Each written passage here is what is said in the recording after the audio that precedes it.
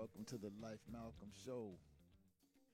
First of all, I want to express my deep and profound appreciation to the In Touch News family, DJ CEO and Mrs. DJ CEO, aka Tampa Bay Tammy. Also, want to express my deep and profound appreciation for DJ ANA, who's always behind the boards making this thing do what it do. And certainly want to appreciate you for being here as well.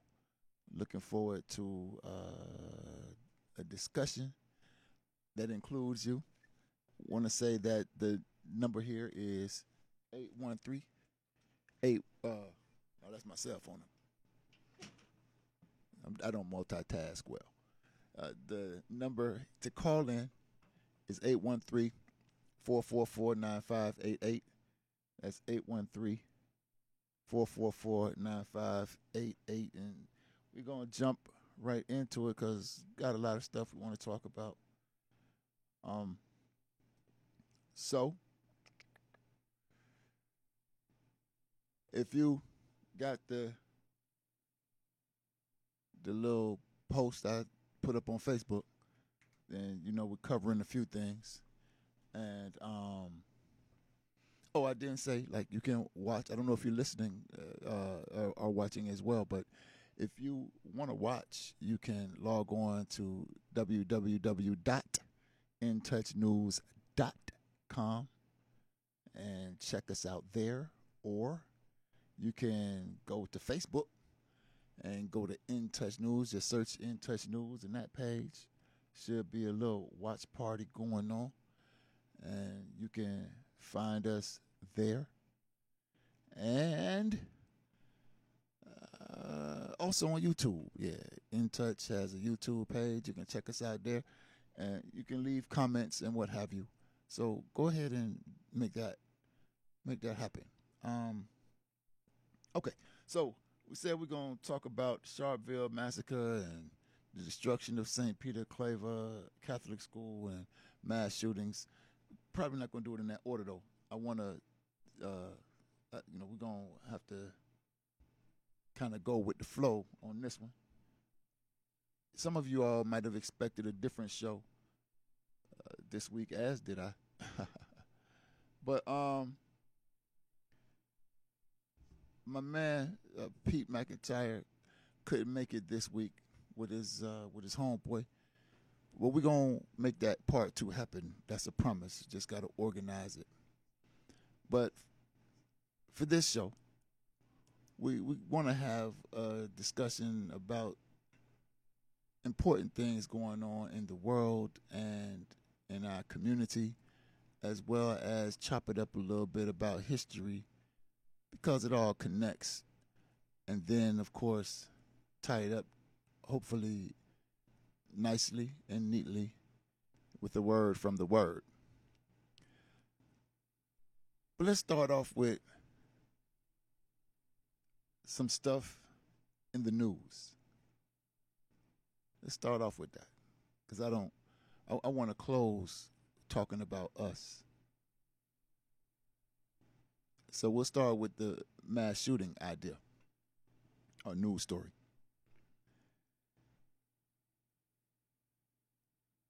It's anytime people lose their lives, or anytime people are murdered, or anytime people are killed, it's a tragedy, assuming that they aren't actively involved or knowingly involved in warfare.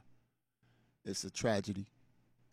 People who are engaged in warfare knowingly, when they die, it's just part of what it is. Those of us who are African, who are engaged in warfare but don't know it, when we get killed by our enemies, it's tragic for more reasons than one. Probably the major reason being that we ain't fighting back. It's tragic. But this thing in Atlanta, and now most recently in Boulder, Colorado, raises some relevant issues relevant to the African community, African people here in the United States. Let's start with the Atlanta joint. I don't know much about what occurred there other than somebody ran up in there and got to killing people who identify themselves as Asians. They know who they are, recognize their nation, their nationality. I didn't hear anything about. I don't remember hearing anything about the Asian American community or anything like that when the news broadcast the slaughter of these people over this past weekend. But there's this nation of Asians inside this nation of white people within the borders of what is commonly referred to as the United States, here in this land that belongs to the indigenous people. And they deserve every piece, part, and parcel of it back. But for now, it's called the United States. And inside these borders, you have this nation of Asians who have not lost their sense of self. And the other day, maybe earlier this morning, it might have been yesterday, but very, very recently, I read something that said that over $2 million have been raised on a GoFundMe page for the sons of these these Asian people that were murdered. Over $2 million over on a GoFundMe page. I'm gonna tell you why that's significant to talk about here as we chop it up. Africans in this country get killed all the time. A lot of young Africans. Y'all know, I know about that. My son was one of the Africans who bandits murdered when he was very young. Just 18 years old. I ain't had no life insurance policy. I ain't had no expectation of a young man dying before me. Certainly not at 18 years old. And so it costs a lot of money to do funeral stuff. I don't, hopefully you don't know that yet. But it costs a lot of money to get the casket, get the graveyard plot, not to mention the funeral home services, the casket not included, not to mention the church, and even things like the obituaries. This thing can cost money. The cars, the hearses. All this stuff, the headstone, all these things cost money. It can be really expensive, and I wasn't prepared for that. So I got on Facebook and sent out a few emails, reached out to people, and just let them know about this tragedy I suffered, and asked people to help. And in my case, people helped tremendously. Thousands and thousands of dollars from all over the country and several places around the world poured in. And I am to this day still grateful and probably still owe hundreds of people thank yous. Just so many people who responded in such a tremendous way. However, I know that that's not the case for most Africans in this country whose children are snatched away from them so drastically and tragically, whether it's by bandits without badges, like in the case of Young Life, Lazarus Coleman, or by bandits with badges, like in the case of countless Africans in this country. And it's countless because, as I mentioned on this program before, on the Life Malcolm show before, we don't know how many how many Africans are killed by bandits with badges for several reasons. One, because they don't report all their killings That's one reason. The other reason why is because they got this thing they call felony murder. And so if the police kill an African in the commission of certain kinds of felonies, then the police don't get charged with the murder. If there is a co-conspirator, a co-defendant, co-suspect, or whatever they call them, co-offender, if you will, then that person gets charged with the murder, not the police. So that skews the number. And the police lie. They say these crimes of murders are unsolved, and they are unsolved. But that don't mean they don't know who did it. That don't mean the police don't know who did it. So we don't know how many of us are killed by bandits with badges, but that's besides the point right now. The point I want to make is I've seen more often, so often that it's sad, African people have to, in Young Life, he was murdered before this GoFundMe thing became popular, but since then, I've seen a lot of people with GoFundMe pages, and I see Africans quite often struggle to raise enough money just to bury their loved one. But worse than that, I see Africans oftentimes condemn, degrade, and belittle people like myself who had to face this financial burden in conjunction with this family tragedy, because we reach out to the community for money. They say all kinds of awful and ugly things because we need help. But these Asian people, they seemed not to have one problem: pulling together their resources to help the people in their nation through this kind of awful tragedy.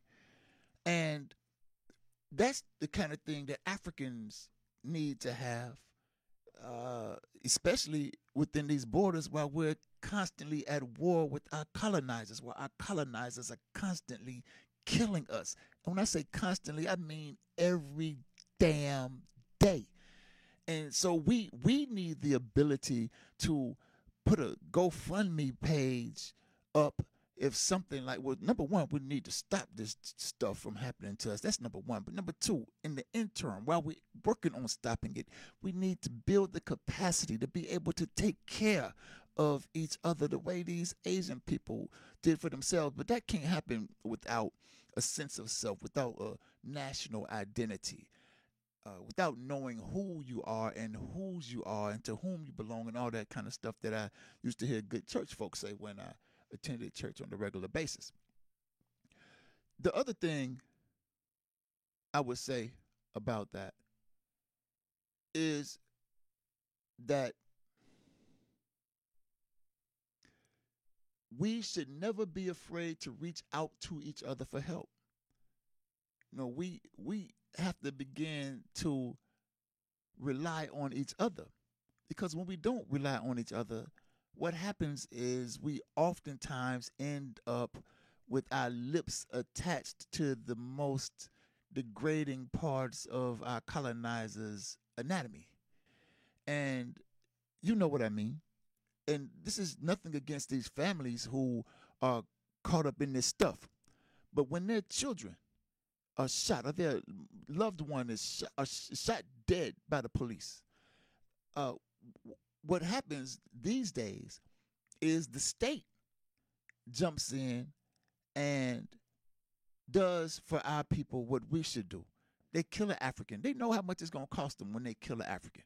But they used to know. Now, recently, since the Breonna Taylor settlement and the George Floyd settlement, it was a little higher than they'd calculated, I'm sure, because these were record-setting settlements.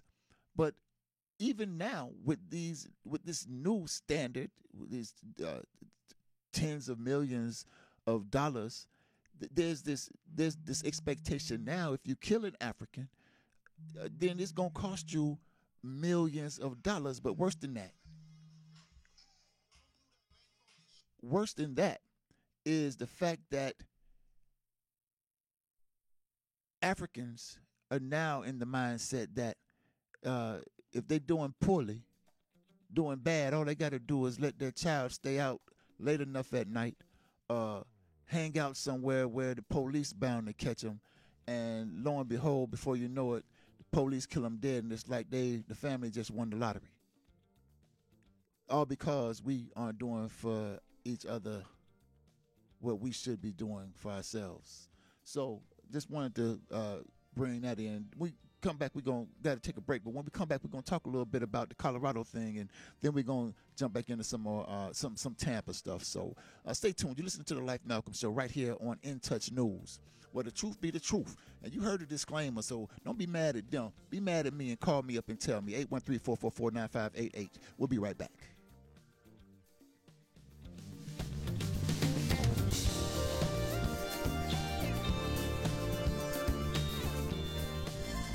This brutal weather that we experience every year in Florida leaves hundreds of residents needing repairs to their property.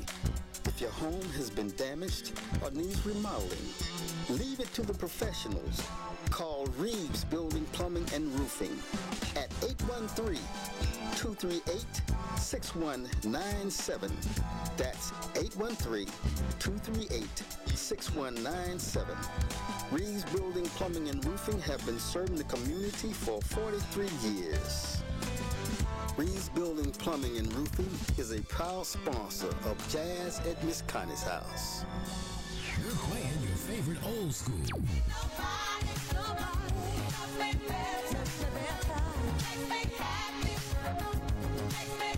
Today's R&B.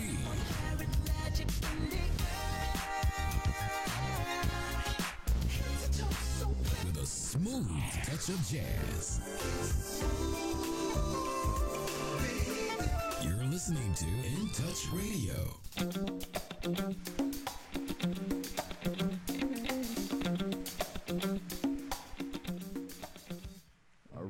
All right. Welcome back to the Life Malcolm Show right here on In Touch News. I ain't gonna lie, y'all probably, we keep it real with you, man. This 100 right here. Not gonna lie, I'm talking more slowly than I normally talk. Not because something wrong with me. Just working really hard not to say so much. I want to have this radio professional thing going one day. And so I have to, I cuss a lot. I ain't gonna lie, especially when I'm talking about these colonizers. It just doesn't even feel right talking about them without using certain words in the English lexicon. Feels like I'm doing all of us a disservice by not saying the best descriptive things about them that I can say. So I have formed over the course of time the habit of saying to run through my Rolodex of words to offset the cussing. As if I don't even call it, it's just word, but you know what I mean. So it's not wrong with me. I'm just working at it. So I'm sure I'll get more fluid with it as time goes on. So I appreciate your understanding. We working at this thing together. But okay, so that was my take on the Atlanta thing. We need to be able to, as much as, speaking of practice, we ought to be damn good at raising money for each other by now, as much as we get killed by the colonizer and bandits without badges. We ought to be pretty damn good at raising money for us and taking care of ourselves, taking care of our own. So families who are faced with this tragedy ain't forced to come out and make these pitiful ass statements about we don't want no violence and all the police ain't bad, and then have some chicken-eating preacher with them, telling you that the thing to do is to just pray about it. Whatever we have to be able to build a better capacity than that. The type of capacity where we can put a GoFundMe page up and raise $1 million or $2 for ourselves. Okay, enough of that. Boulder, Colorado. Now I think this the joint where I heard that the shooter killed like 10 people, including a cop, and was able to walk into a jail cell. Didn't get shot, didn't get beaten, from what I understand. Nothing. Got to go into a jail cell and will have his day in court. And that ought to send a resounding message to us here in these United States who are African. That there's a duality, a dual system. And the reason why the system is always beating us about the head and shoulders, if you will, is because although there's this dual reality that exists, we live as if it does not. I'll tell you what I mean by way of example. Many of you know that I work with the law firm now, Celia Law Firm. And we see a lot of cases where Africans are jammed up. Most of our clients are Africans. Africans jammed up by the police. Before I started working with the law firm, ever considered going to law school, I had my share of interactions with the popos too. And I learned then that the police lie. They will lie on you, shawty. I'm trying to tell you. I done had them put a gun in my pocket, not literally, but on paper. The gun was in the console of the truck. They lied and said the gun was in my pocket. Now it's my word against their word. I'm faced with a carrying a concealed weapons charge. Just recently, the most recent case I took the trial. The white lady with the unfortunate face who works for the Hillsborough County dog catcher people is going to lie on me and say I did something awful to my dog. And then the police she summoned, about 15 of them, a bunch of them got together and told this lie about I did battery on a cop and resisted arrest without violence and something else they said I did. You know, all lies, right? So I know they lie. But being at the firm, I get to see like the records. Like I get to see the records of the lies. It's like kind of like just my word against their word. It has been my experience. But now let me tell you about this one case we have, and I can tell you this part because it's public record. This brother, I ain't gonna call his name though, but this brother over in Clearwater, he got jammed up with felon in possession of a weapon. So here are the facts of that case.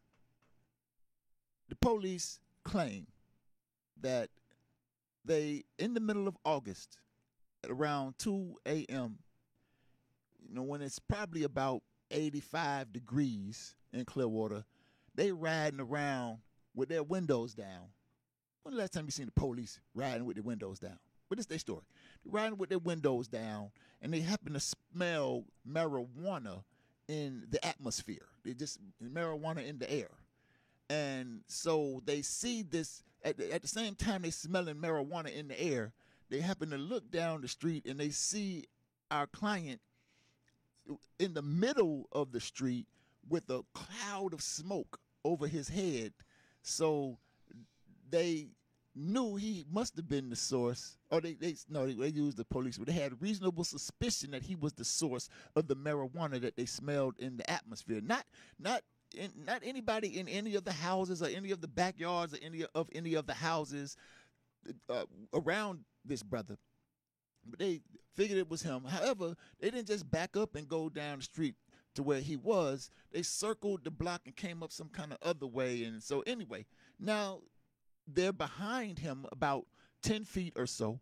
They get out the car, and when they get out the car, the brother throws down whatever he was smoking and starts running in an all-out sprint. The police jump out their car and they say stop police, and the brother keeps running, but they're able to run and catch up with them right before he gets into his the door of his home. And at that time, they find a gun on him, et cetera, et cetera. So that's their story. The brother's in federal. He's in federal court, facing federal charges for this thing.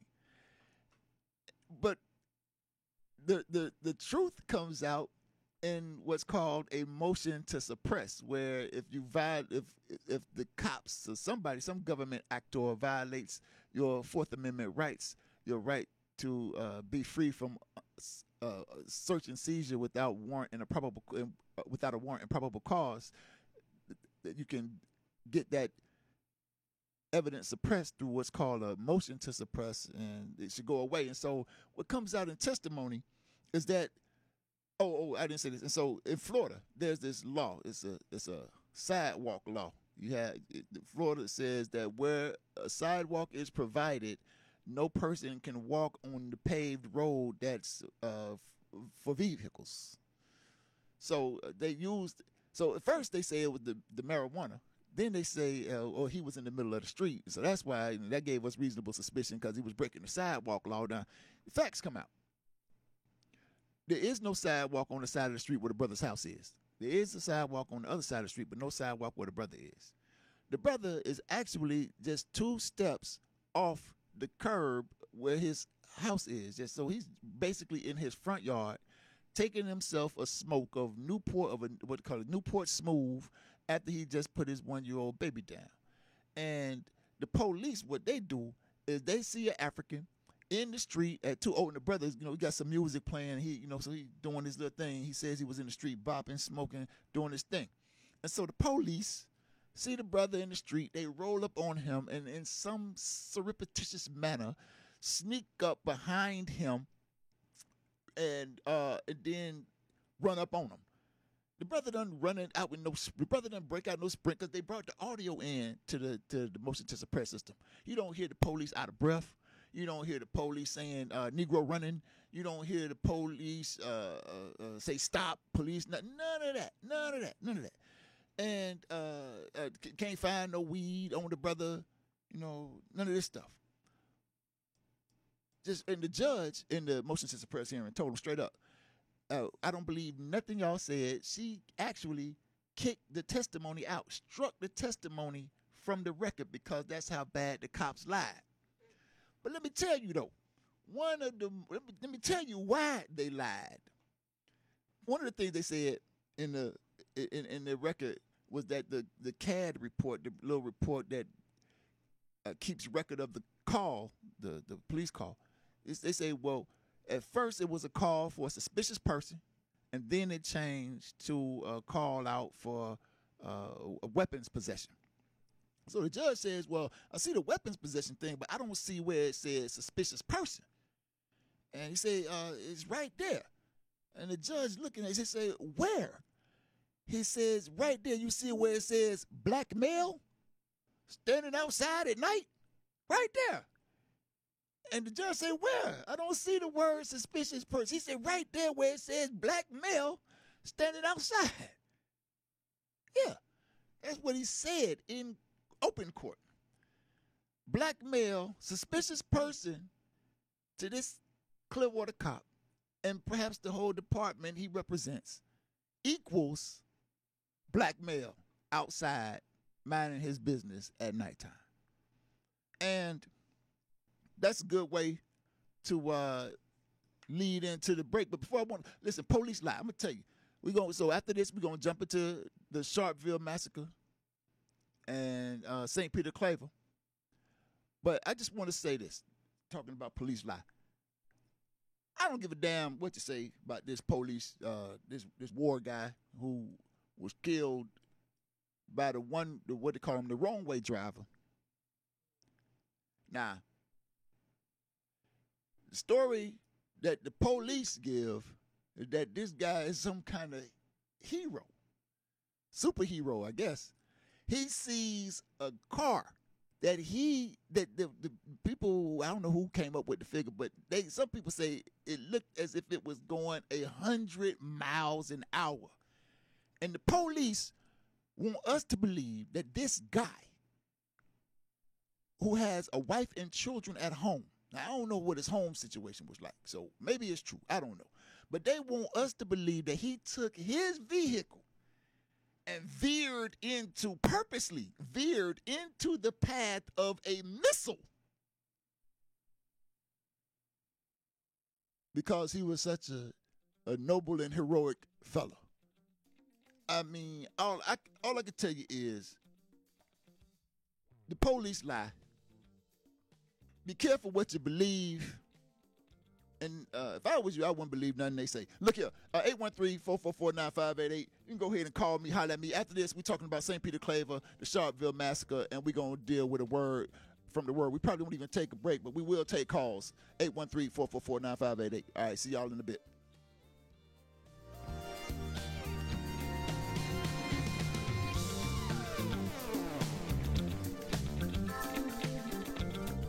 We're playing your favorite old school.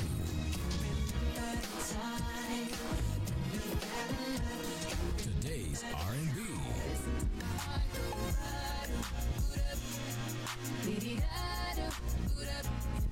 With a smooth touch of jazz.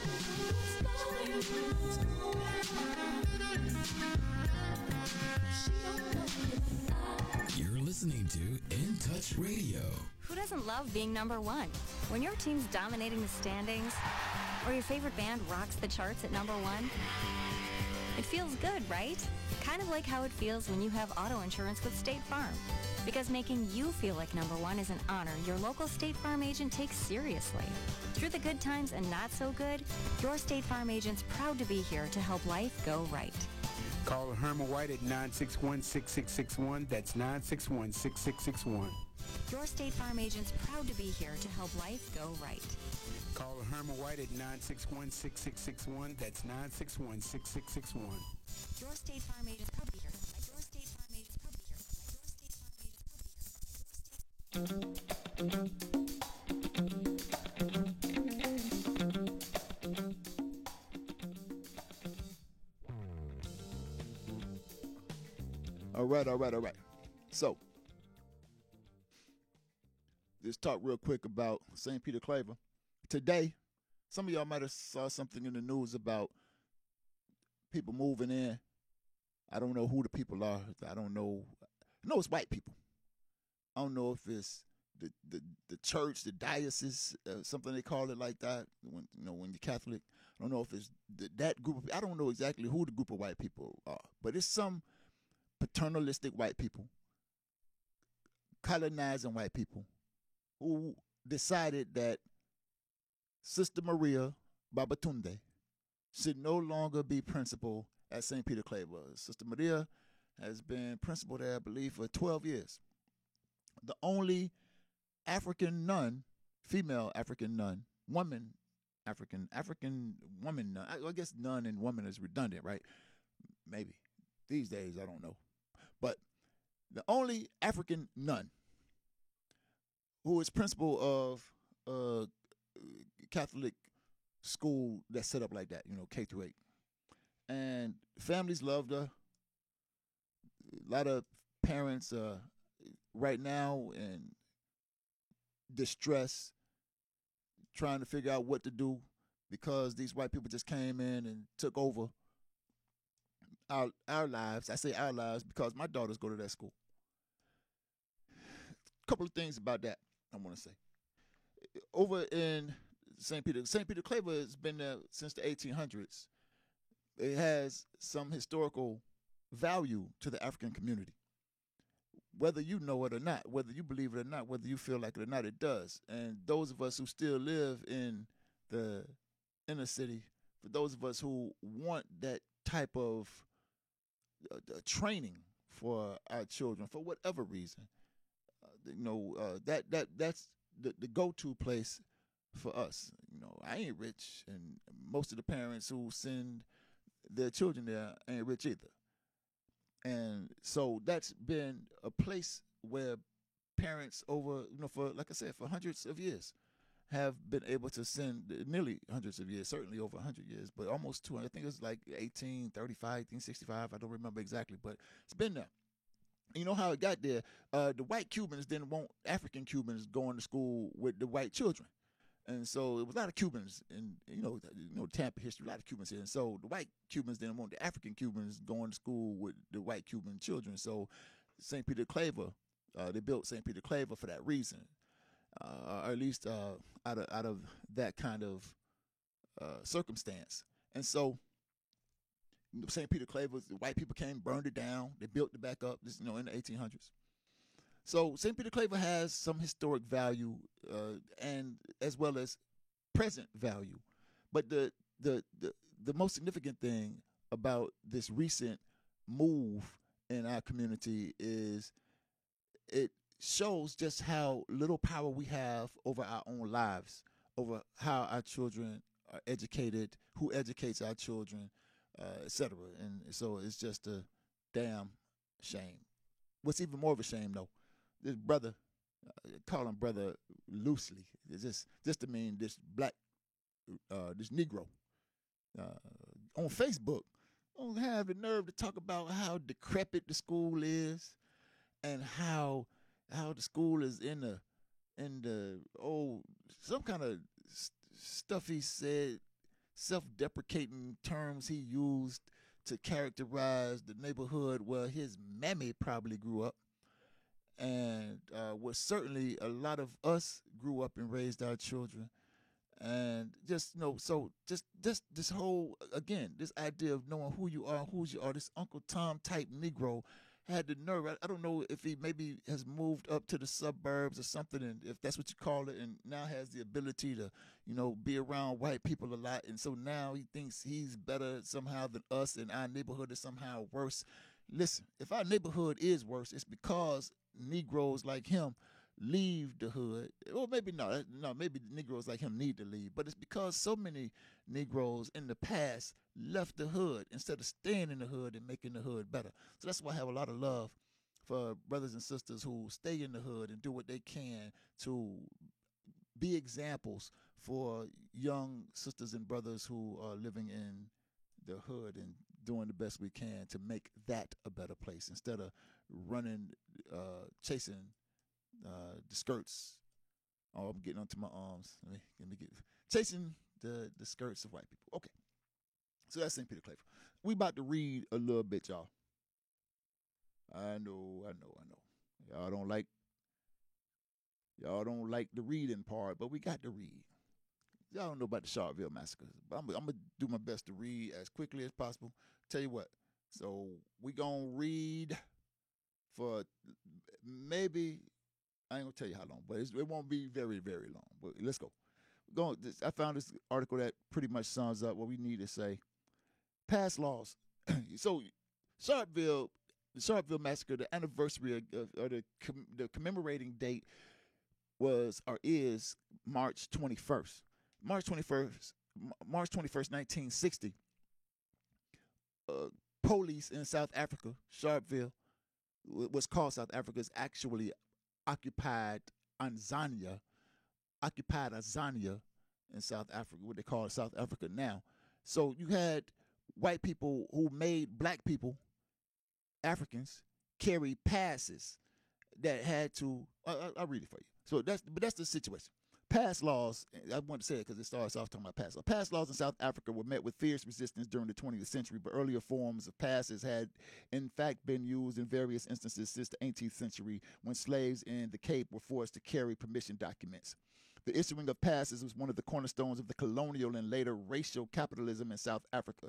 Passes were used to control the movement of African, colored, and Indian people, ensuring the provision of a cheap labor source and enforcing the segregation of South Africans' long racial lines. Pass laws have been resisted in several significant instances. Examples of these include the first passive resistance campaign initiated by the Indian community in Transvaal, led by Mohandas Gandhi in 1906. This campaign was over, amongst other things, the carrying of passes. In 1913, the first mass action by African and colored women was initiated in the Free State.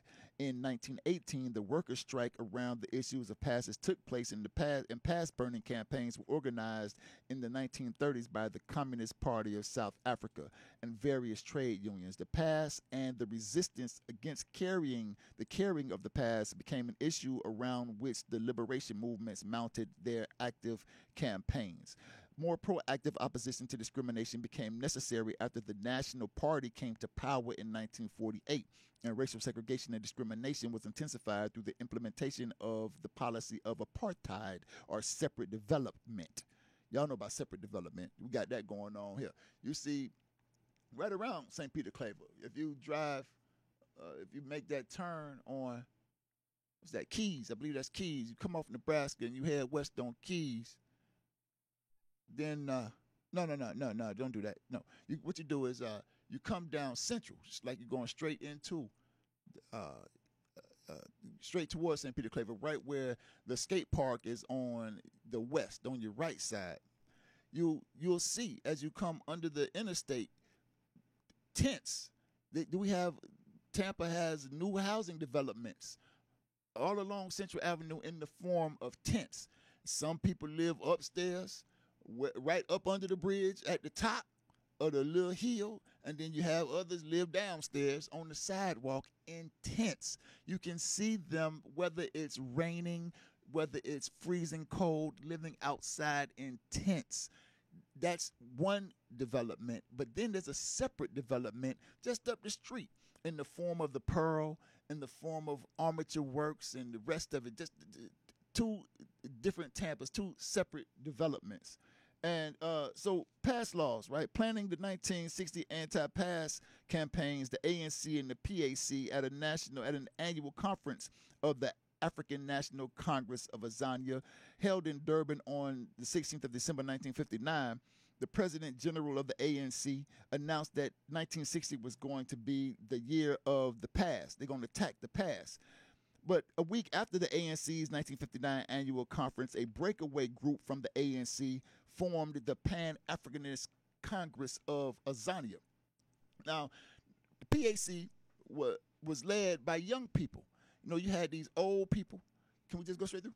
We had these old people in the ANC who believed only in resisting, hitting hard targets, kind of like how we do here in this country when the colonizer kills one of us and we hear about it. We'll hit hard targets, like, you know, we'll buildings. You know, we'll do something to buildings, and white people complain about that. But the PAC, Pan-Africanist Congress of Azania, one of the leaders, who was Robert Mangaliso Sobukwe, they said that that's not enough, because they don't get the message with us just hitting these hard targets. So they say soft targets are fair game too. Soft targets meaning flesh and blood, fair game too. And so the ANC couldn't really get down with that. So this young fringe of the ANC broke off and formed the PAC. And so the PAC was able to inspire African people with this new, less passive, if you will, approach to resistance around pass laws, to organize and get out to Sharpeville in protest of this kind of oppression. And the colonizers heard about it, the police heard about it, and there was some like 4,000 people there, something like that, and the police opened fire on them, mowed them down, killed something like 80 people, wounded another 150 or so. African people, just killed them, right? Because they were fighting against pass laws. At least they were fighting. Here, we don't fight against the pass laws. Here, and when I say here, I'm talking about in the United States of America. They don't call them pass laws. They call it, in Tampa, they call it biking while black. You got to be on. So in the pass laws, right, you had to show some kind of paperwork that which was the pass. The paperwork was the pass. You had to show the pass that you were permitted to be in this urban area for longer than 12 hours. So you had to check in and then, check out. So they could stop you at any time and say, let me see your pass. And you could not be in that area for longer than 12 hours unless you could prove stuff like some white person said it was okay, or you were born there and your parents were born there, or you worked there, all this kind of stuff.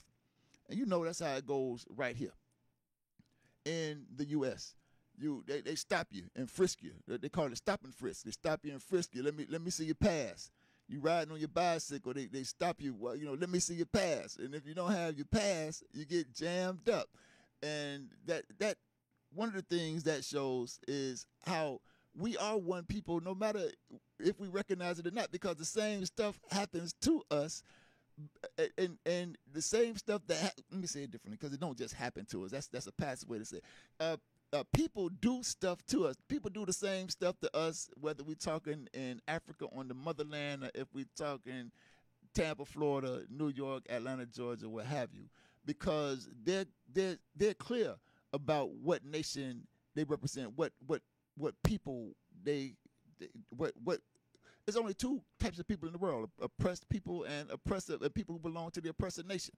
And the oppressive nation has been really good at consolidating themselves and their identity. And they know who they are all around the world. And more importantly, they know who we are wherever we are around the world. It's just that many of us don't get the picture. But it's clear if you just look at history. That's why it's dangerous when you hear your police chief tell lies. I'm talking about your Tampa police chief. Tell lies. I saw this story today. I think that's all we're going to say about the Sharpeville joint. I just needed to say that. Did you throw the yeah, okay. I just need to say that right here. I tell you what, past laws. I don't know. Did I tell you about the camera? Did I talk about the camera in Robles Park? That when you walk through Robles Park, the camera would talk to you. Did I talk about it on the show? Yeah. So in Robles Park, I know I mentioned that the police, the housing, the state, some form of the state, came to the Robles Park community. One of the last housing projects left since now Tampa Heights done sold out, been sold off. So the Robles Park, the cameras, they spend like $3,500 a month or something. I can't remember the figure now. I said it before on here. You can look it up. But they have cameras stationed throughout Robles Park. I was aware of that. But I recently I changed my walking route. I do try to get my little walk on. And so now my current route takes me right down Central, going to what I told y'all about was the police car that stays right there, like the big ass ship on the water did off the coast of Africa to let us know that the colonizers still there. I told y'all about that, but now they got the cameras. But what I did not know is that when you walk down the street, if it's dark, I don't even got to be dark. If it's dusk, sun just going down, you get close to the camera, the damn camera say you are trespassing. I mean, the light come on, like, and it say you are trespassing. I mean, you on the sidewalk, mind you. You're not inside the housing project complex. You on the sidewalk, and in this country, according to these laws of the country, you're supposed to have the rights to all the ingresses and egresses, meaning roadways, boulevards, avenues, streets, what have you, and sidewalks. And so this thing tells me I'm trespassing, then accuse me of a crime, because I'm just walking down the street in my own community, not even a half a mile away from my house. Pass laws, y'all. That's what they're doing. So when you see your police chief come out about this Devin White, who they fired for saying some form of nigger that we don't say on this show, when the police chief, Hacksaw Brian Duggan, comes out and says that he don't see color, he got to be colorblind, and he got to fire, if he gonna fire the white person for saying nigger, he got to fire the Africans for saying nigger. That's dangerous for two reasons. One, because it's a lie. It is a flat out lie. He saw color when he married his white wife. Anyway, so it's a lie. I told you, police lie. It's a dangerous lie because it this idea of colorblind gives this connotation or this implication of neutrality, of some lack of bias, like the laws apply equally. Come on, sisters and brothers, comrades, we know better than that. We can just look at the history. Just look at the history of Tampa, Florida itself. How many white people you heard of being shot dead, unarmed white people being shot dead by the Tampa Police Department? How many unarmed white people you heard being shot in the back by the Tampa Police Department? How many white children have you heard about shot to death by the Tampa Police Department? I'll wait. 813-444-9588. Call in and tell me. I can list and name, I won't spend time doing it right now, but I can list and name 3 or 4 people at least that fit in each of those categories. How many old white people you know of been choked to death by the Tampa Police Department? The only time they don't see color is when it comes to, apparently, when it comes to whether somebody says Negro or not. We got a phone call. Maybe somebody is calling in to correct your boy. All right, caller, come in. You on the Life Malcolm show. Talk to me. Tell me your name and talk to me. Hello, my name is Elizabeth Austin. You were speaking on the cameras in Robles Park. I wanted you to explain that more. What is the purpose of the cameras being in the park? And when it says you are trespassing, that means people cannot have access to the park anymore? Not the park. Robles Park is a housing complex. Like, it's the projects. Robles Park is the projects, and that's the name of the projects. Robles Park. So it's not a park. It's Robles Park is the name of the projects, and they have cameras. It used to be 6, but Africans tore up one of them. I don't know if they replaced it, but it used to be like 6 cameras. Monitored and managed by some, but I believe it's an out-of-state outfit, but under the custody and control of the Tampa Police Department, and I believe at the behest of the Tampa Housing Authority. And so they have these big cameras. It's huge machines. They tall like trees. So the base is about yay wide, and the thing is tall as trees. And it's very close to the sidewalk. And so if you're walking along the sidewalk, the camera will. I forgot the one part. The lights will come on. It will announce loudly that you are trespassing and you have been photographed. It will tell you that yes, you have. You have been recorded. That's what they say. You have been recorded. And every time they say that, I do this. Just to let them know that I don't care. But I hope that cleared it up. Thank you very much. Bye bye. Yeah, you're welcome. So, so we got to be careful about this tomfoolery, this color blindness, because I told you, the police lie, and Hacksaw Brian Duggan gonna tell us that he don't see color. Very, very, very dangerous for African people because we know he does. He don't have no problem seeing color. They aim is laser sharp, on whose ass is to kick, who to beat up and brutalize, who to shoot down. But according to him, when it comes time to firing, they equal on the firing if you say that word. Go ahead, caller, come in. You're on the Life Malcolm show. Tell me your name and what you talk about. I can't hear you, caller. Can you? Hold on. Yeah, that's a little better. I'm not on the air. I'm not. Yeah, you on the air. So go ahead, caller. Come on. What you talking about?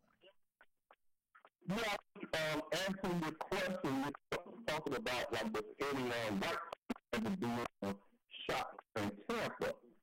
And I I never heard of it. Never. Never heard of it. Never heard of it.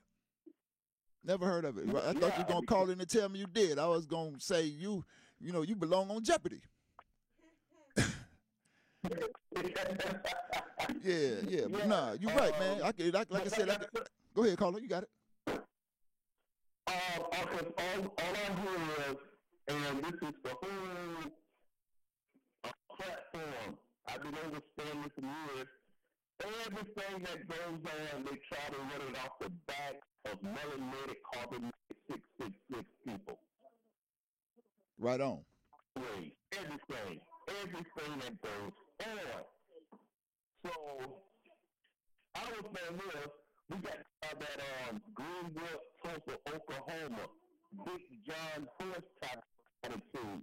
We got to get ourselves together because this is a war, it's mental war, and it's a physical war. Right on, caller. And I'm gonna have to cut you off right there because I got to go into a word from the word. I promised the people that, and I'm gonna tie everything together with that. But I really appreciate you calling in. I appreciate you watching too. So please do stay tuned for the next episode and call in again. Yes. All right, y'all. Thank y'all for calling, man. It's always good to hear from the listeners. We got just a few more minutes left. Appreciate y'all hanging out. Now for Candy Lowe, and I can say this because she told me so.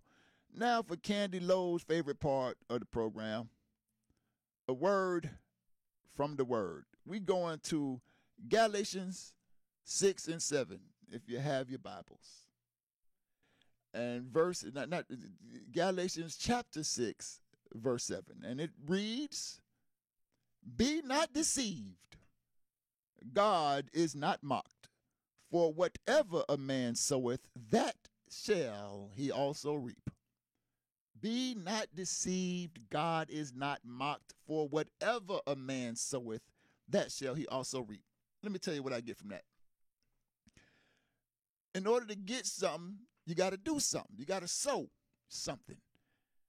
And you also, the flip side, right? So whatever you sow, that's what you get, right? So on the flip side is, if you don't sow, then you don't get, right? So the reason why we get no respect, the reason why we get no power, the reason why we get few and small victories when we do win is because we ain't sowing. We ain't sowing right. You understand? We have to begin to sow, sisters, brothers, comrades. When you say, well, brother, not a preacher, what should we sow? We have to start sowing confidence in our African selves. We have to know who we are. We have to sow knowledge of self. That's number one. Got to know we African. Be happy to say we African. Be proud of that. And I see more of y'all, more and more each day on Facebook. Since I've been saying this since 1998 in Tampa. And I see some of y'all coming around finally saying you African. We got to say that. We got to sow nationhood and nationalism. We have to show confidence and belief in each other. We have to sow organization, comrades. We have to sow organization. We can't win if we ain't organized. You know, these people organized. They got walkie-talkies, network, computers.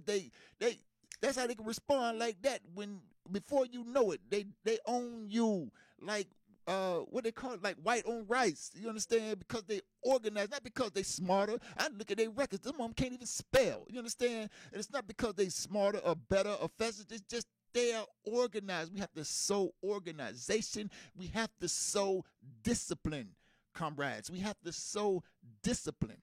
And you say, well, if we sow these things, if we sow knowledge of self, confidence, what else I say? Organization and discipline. Well, what will we reap?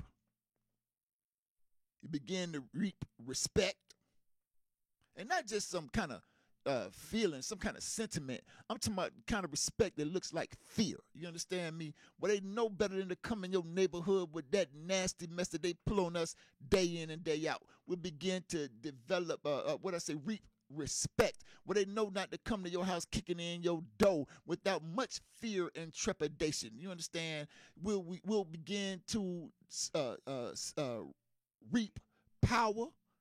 Understand? Power and control. Those two things come together. Power and control over our own lives.